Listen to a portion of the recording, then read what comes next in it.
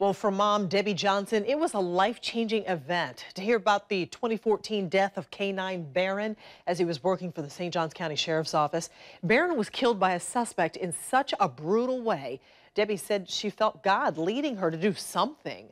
What wasn't expected was the creation of a hard-working 6-year-old sidekick who's created her own ways to help police K-9s here and across the country. Do your hand all the way up like this. Platz. Tell him, good boy. Good boy. 6-year-old Emma's love for dogs goes deeper than just having a fun friend.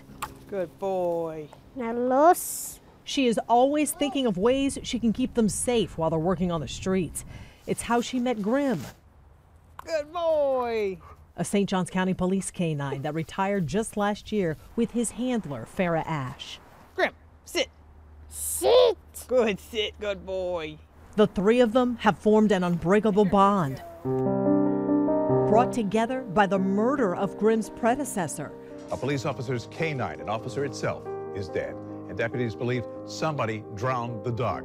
K-9 Barron's death back in 2014 stunned our community. Farrah says the suspect Barron was chasing drowned the police dog in a muddy swamp.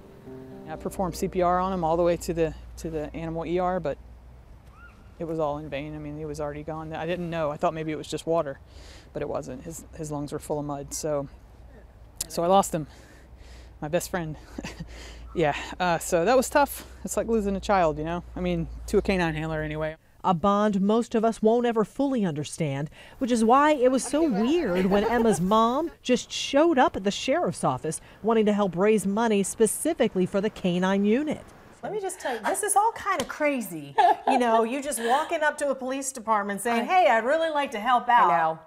I know. Yeah, but I had to do something. Animal lover Debbie Johnson says Barron's story and funeral touched her heart so deeply she donated money to the squad, then took the department's Civilian Law Enforcement Academy classes just to learn more about the K-9's budget needs. Her experience included a ride-along with then Deputy Farrah Ash and her new partner, Grim. And we thought she was kind of like a crazy cat lady, but maybe a crazy dog lady, because we didn't know, because, you know, that passion, it just doesn't happen every day. Yeah, show Aunt Farrah what you did. When Debbie was told that fundraisers she wanted to run wouldn't guarantee the money she raised would go only to the K-9 unit, Debbie took a leap of loyalty, creating her own nonprofit for police K-9s the following year. I said, well, how about if I started my own 501c3?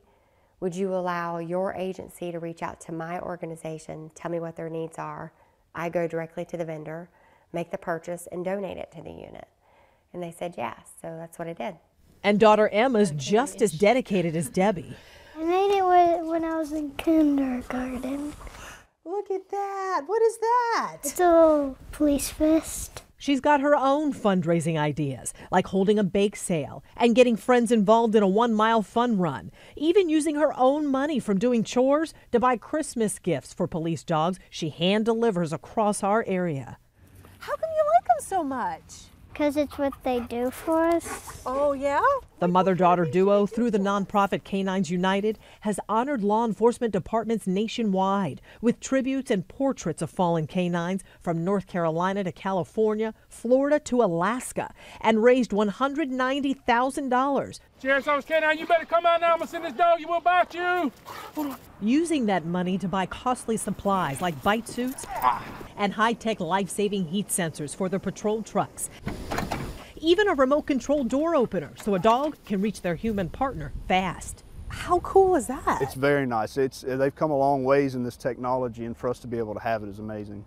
The Baker County Sheriff's Office relies heavily on K-9 searches and suspect chases in the rural community. Search. The dogs alone can cost as much as $8,000. Add to that special training and gear, dog food and supplies.